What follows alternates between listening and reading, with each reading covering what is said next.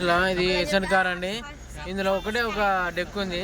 ఈ డెక్కి ఒకరు, ఇద్దరు, ముగ్గురు, నాతో కలిపి నలుగురు. దీని కనెక్యాలు చూస్తాళ్ళు. ఇదేమో అయితే లేదు. ఫైనల్ గా ఒకళ్ళు అయింది.